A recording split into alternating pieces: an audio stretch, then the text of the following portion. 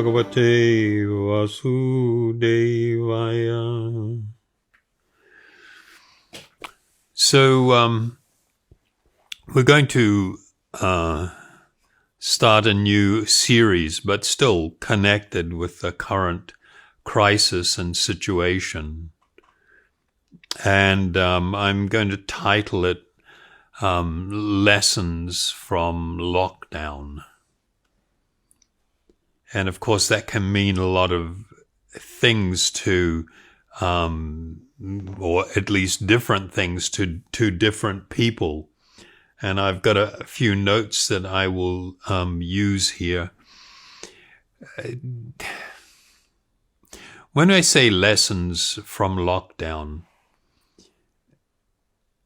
I don't necessarily expect that everybody is going to all of a sudden become very insightful and suddenly come up with all of the answers in terms of how the one could or should be living and how we should be operating as a society. But what I'd like to, or what I am referencing, is that being put into these kind of situations, these rather extreme and difficult situations, we have the opportunity to reflect and draw on past experience and things that we may have learned in the past and to try and reach some conclusions. But in this process, there is a great need for some form of guidance, and we'll get into that shortly. I think everybody's very aware, or they've read by now, some of the dramatic things that happened when the world first started going into lockdown, where you had in China these just amazing plummeting levels of air pollution. And of course, this was happening all over the planet. You had the story about how the canals in Venice, Italy, became so clean that people could actually see into the water in the bottom of the canal. And just generally the clearer skies the world over. I saw one thing that came out in the news, and it sort of like hit me because of the amount of time I have spent in India in the past. It was pictures taken from a city up in Punjab, in Jalandhar. I have a number of friends from up there. And as with a lot of the developing world, and of course China, and I mean just so many places, the sky is normally quite grayish, and there's this pervasive haze everywhere that really limits how far you can see. And it was like this huge eruption of joy, I guess, when all of a sudden the Himalayas became visible from Jalandhar. Jalandhar is only about 125 kilometers from the foothills of the Himalayas. And for 30 years, no one had seen the Himalayas from Jalandhar. You couldn't see anything. And now you could see these majestic mountains with snow-capped peaks, along the top of the range. It looked quite incredible, and everybody was quite stunned. And so what you see, with this return of people have been noticing a lot more wildlife and birds. I mean, there's been these stories of mountain goats, taking over or roaming the streets and towns and wild animals and things. And it was like everybody's become quite gleeful at seeing all these wonderful natural occurrences again. And in this regard, I'm just going to read something. It was written in the New Zealand Herald just when they were preparing, or when they had the first day of lifting their level 4 lockdown, going down to level 3 when people could go out. So they'd written, optimists throughout this lockdown have hope that coming out of the pandemic, we will have learned a few lessons along the way that will enjoy a gentler, more meaningful existence as a result of slowing down and connecting with what really matters. Looking at the queues outside the drive-thrus, it looks like we're heading straight back to the lives that we left behind. So, I mean, that's a rather sad observation and a sad reality. And what we're seeing now is, the longer lockdown goes on, the amount of both social and more particularly economic disruption that's been caused. And the unfortunate reality is we're probably going to be stuck with this, with reoccurring waves of infection, probably for the next 18 months to 2 years, or potentially even for longer. And of course, that's going to cause enormous amounts of strife. It's going to affect people in ways that we ourselves can't really comprehend, not having really gone through anything like this in the past. When historians speak about the last the time of the Great Depression and the way in which it affected generations, I mean, older and younger people alike, and how it permanently changed people's habits and how people lived and the way in which they approached and thought about life.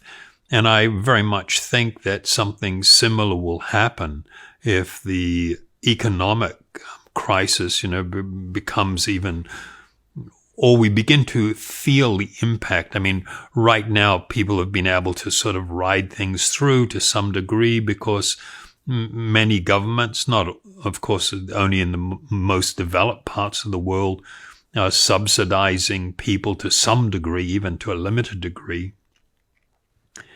But things are going to sort of like escalate, and you'll see closures of businesses and all kinds of things that will be rather unpleasant and bring about new realities for people. And so you've got this kind of like this competition between those who now want to focus on trying to restore the economic life of the world, and those that are more concerned about the safety issues and the health issues, and trying to find where that balance is. And I don't think anybody has completely got it yet. And even when a balance is going to be found, it is going to have, things are not going to be what they were before. They're not going to go back to what they were. And so this is actually a great time or an opportunity for people to start thinking a little bit more, I was going to say philosophically, but I don't really like to use that word because people think of philosophy as just, sitting around thinking about something and something that's sort of detached from life. The reality is that we all have a philosophy of life, whether we accept that reality or not. It is true. We have a value system. We have those things that we find to be important. We have like a hierarchy of priorities and things of relevance to us. One of the problems is that as a society, we've been very much lulled into this situation where over some decades now, the creation of this consumerism, this consumer economic system, the consumer per se, has been created. And tools have been relied upon in the creating of an ideal consumer. An ideal consumer is fundamentally a greedy little monster who has no thoughts about the future in terms of being frugal or trying to save money. You should be maxing out your credit card as long as you can keep up with the payment. And the pressure that you're feeling means that perhaps you get a second job, or you look to improve your employment situation so you earn more money, all with the idea that the more money I'm spending, the more opportunities for stimulating my senses by, delivering pleasure bursts to my senses, that somehow or other this is going to make my life worthwhile. It's going to make it valuable. It's going to make it important. And so these kind of becomes my priority, and this is what's driving me. And anybody that's a little bit thoughtful about, with the huge rise now in unemployment all over the world. I just read that in India, there's like 122 million people out of jobs. And most of these people that are out of jobs are from the much lower strata of society, where they have little opportunity at all. And, what's going to happen? How are people going to function? And in big parts of the world, people are going to be now looking at almost like subsistence living. And so this, raises all these questions. So what is this life all for? What it's about? Where should my focus actually be?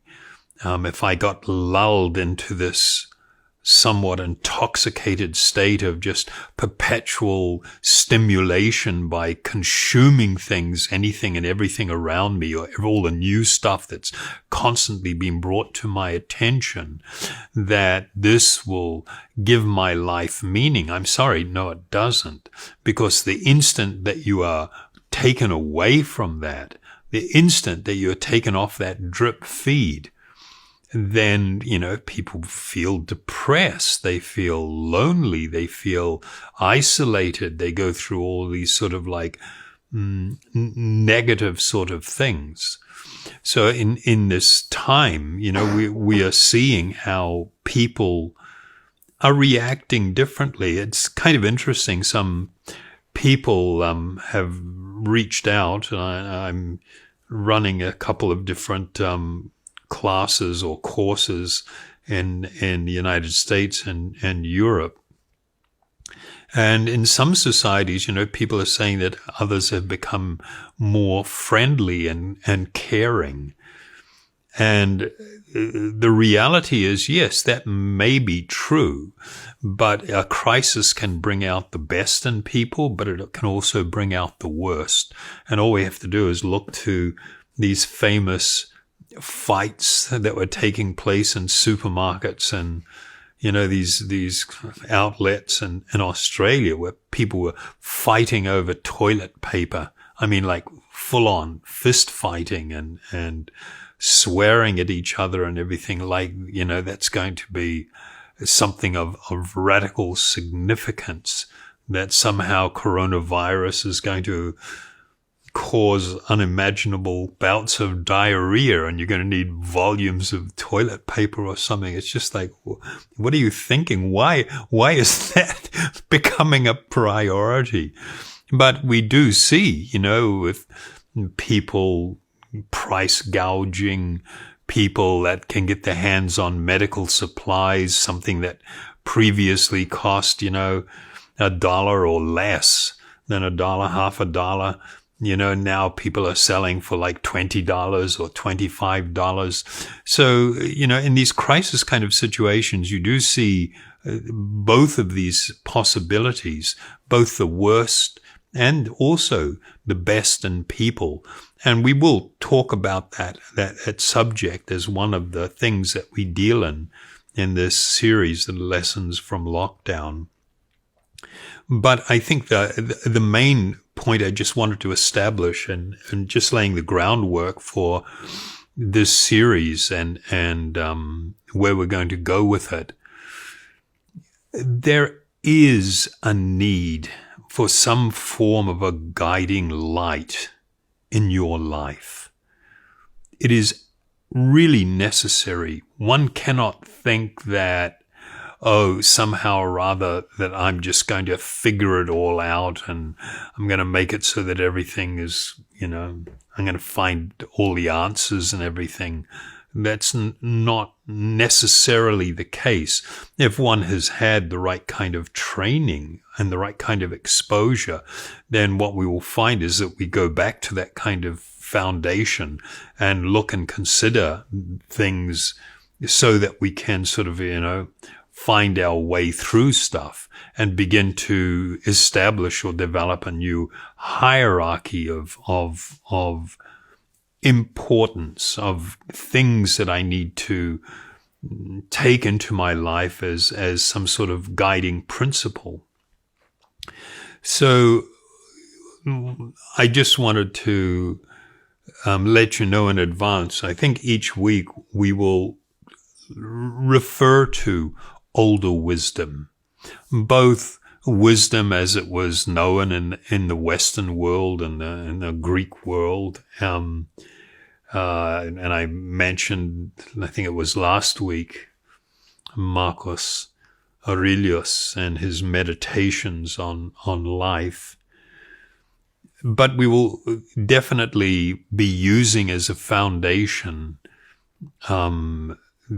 different yogic texts, spiritual texts, which really were so important for people in previous ages, that they served as really beacons of light and beacons of hope that made it so that people could develop benchmarks by which their own thinking, their own values, their own life could be measured, as it were, and we can see where we need to make some sort of improvement.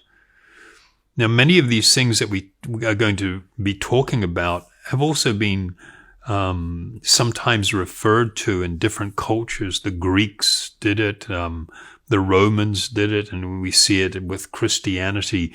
This term virtues, things that were considered virtues, things that were highly valuable, that we should and not only could but should embrace, because they result in a happier and more fulfilling life.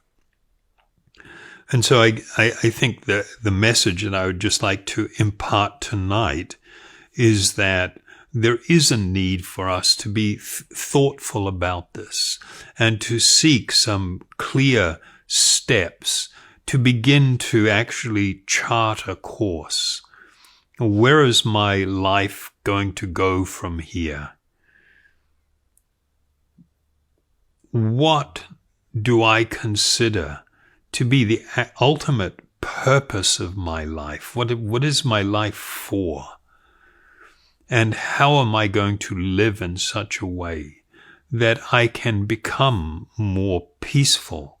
I can embrace and accept more beauty and harmony into my life, that I can see with some clarity where it is all going, and then reap the harvest of making very conscious decisions, conscious choices about how I'm going to live and what are the types of things that I am going to adopt. So in this title, Lessons from Lockdown, I would really like I'm encouraging us all to utilize this time and now this, even as things begin to open up, the way in which what we are going to be confronted with. To be really accepting of the reality that things are not going to just go back to normal. They can't. You can't put the genie back in the bottle, as it were. It's going to take a considerable amount of time. The airline industry is looking that if you were able to lift all the lockdowns, it's going to take them over 10 years to get back to where they were at the very beginning of this year in terms of, their operations and how they're going to manage things. So I think, we need to be prepared for great change. If our goal is to get everything back to what it was, that's not really much of a goal because, where was it all going anyway? We're stuck in this horrible situation where people are looking, oh my God's lockdown, and look what's happening to the world. The air is so good and things are fantastic all over the place and everything's quieter and more peaceful. And I'm learning to live a little bit more simply, and people are enjoying some of these aspects of it. But the instant that you flip the switch, it's all going back. And where it was, is heading in a really bad direction that we are going to pay for. You cannot, there is no free lunch. There's no free ride. You pay for everything. And we are living in this very artificial world of this, just mindless and endless consumption that's not really serving any actual end. It's not making people more peaceful and more happy and experiencing that which is more beautiful or anything. It's having quite the opposite effect where we're seeing, we're going to bring great and gradual but great catastrophe upon human life. This has happened since time immemorial. You see people establish civilizations that grow and, and huge cities that develop out of them. And then all of a sudden they just disappear.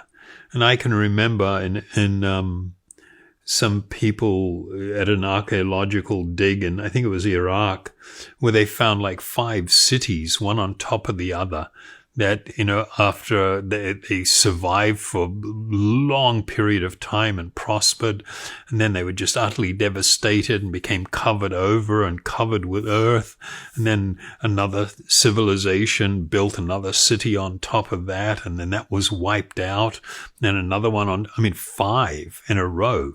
So we have this long history of being careless, living for the day, being intoxicated and very prideful and thinking, oh, we're so fantastic, we're so advanced, we're getting so far down the road with things, we are indestructible. And then having to face the natural consequences of creating such an artificial imposition upon the natural world and the tremendous consequences that come from doing that. Things will always tend to move into balance, and that move into balance can have a very destructive and devastating effect upon humanity. But it's like we don't learn. We don't learn from our history. We just, devil may care attitude where it's all about eat, drink, and be merry, because we can. Not because we should, but because we can. And we become very driven by this idea. Just because we can do something doesn't mean that we should.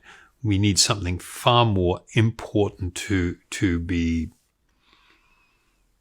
driving us, something that's guiding us with a lot more clarity. So we'll deal with some of these issues over the next couple of weeks, and hopefully it will be beneficial for us. But there is this need for us to be more thoughtful and to live a more spiritually directed life. And it's not all doom and gloom. As I said, crisis sometimes produces,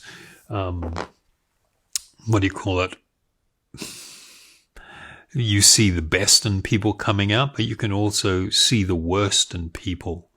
But it is very nice when you do see the best in people manifesting. So I think one of the things I would really encourage you to read, there's a famous poem that was written, I think it was in 1927, Desiderata. And it's a really amazing poem because it contains some really important principles. And I'll just leave you with one little part of it, where they're talking about, he says, exercise caution in your business affairs, for the world is full of trickery.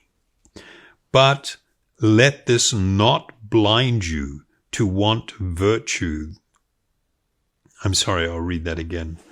But let this not blind you to what virtue there is. Many persons strive for high ideals, and everywhere life is full of heroism. That's a very nice observation that, the reality is, and you see it. I've had an extraordinary life. I've lived in different parts of the world. I've been in places where there were revolutions, overthrowing governments. I've seen massive volcanic eruptions, the biggest one, the one that affected the world more than anything else in the last century. Massive earthquakes, and witnessed the destructions, great typhoons and floods and epidemics in my life. I've seen many things. And something that's always so encouraging and wonderful is how there are many people that actually really rise to the occasion and become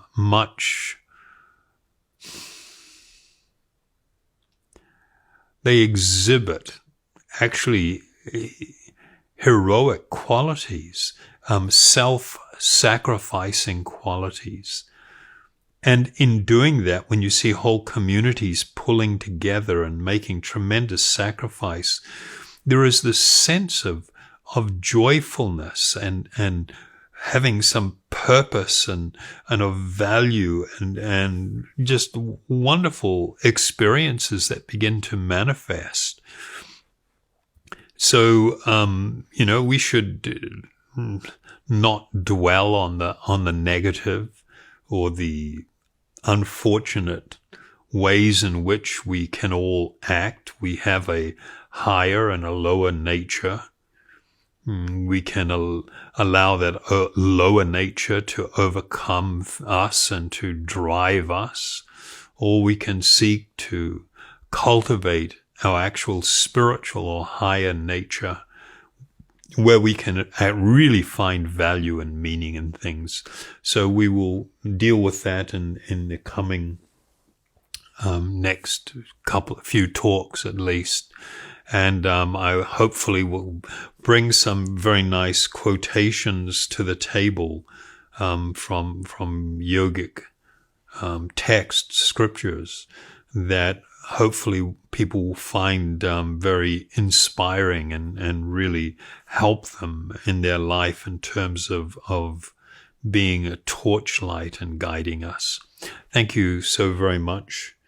And of course, as we always state, that the thing that's going to really make that difference, the thing that's going to make it so that we can really cultivate these higher qualities, that we can become more centered on that which is, very valuable. It's going to be this process of meditation upon these spiritual sounds that are utterly transformational. That if you make a daily habit you slow down, you take time to breathe and to engage in this meditative process, then it really begins to awaken this inner and wonderful spiritual nature that we all possess. And it makes it so that we become stronger and more able to live a spiritually directed life, and of course reap the wonderful benefits from that. So I'm going to be chanting the mantra Hari Bol Nitai Gaur, Nitai Gaur Hari Bol. So please join me.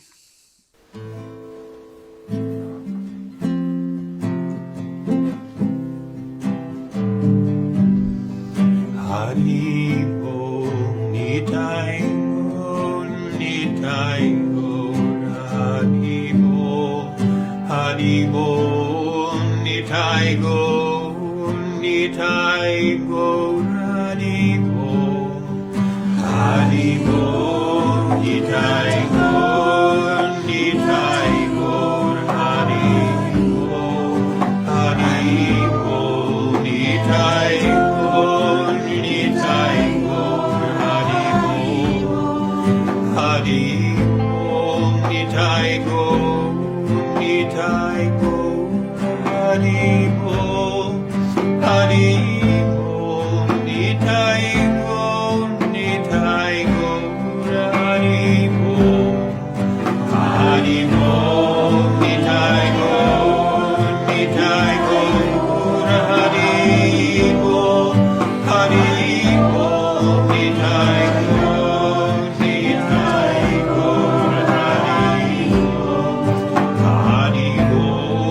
Nitai Gaur, Nitai Gaur Hari Bol, Hari Bol Nitai Gaur, Nitai Gaur Hari Bol, Hari Bol Nitai Gaur, Nitai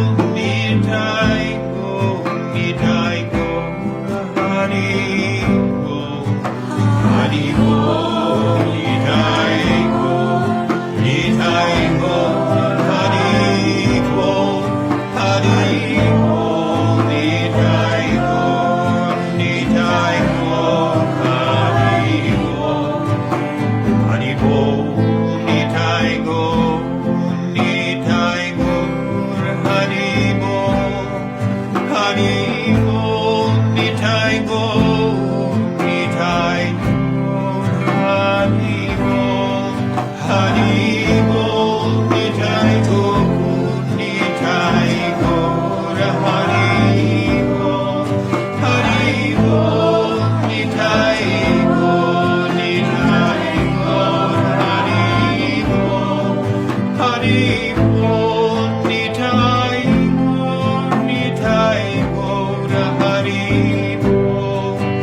Hari Bol Nitai Gaur,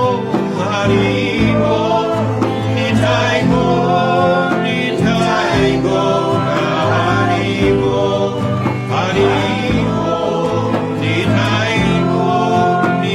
Nitai Gaur Hari Bol, Hari Bol Nitai Gaur, Nitai Gaur Hari Bol, Hari Bol Nitai Gaur, Nitai Gaur Hari Bol, Hari Bol Nitai Gaur, Nitai Gaur Hari Bol, Hari Bol Nitai Gaur, Nitai Gaur Hari Bol, Hari Bol Nitai Gaur, Nitai Gaur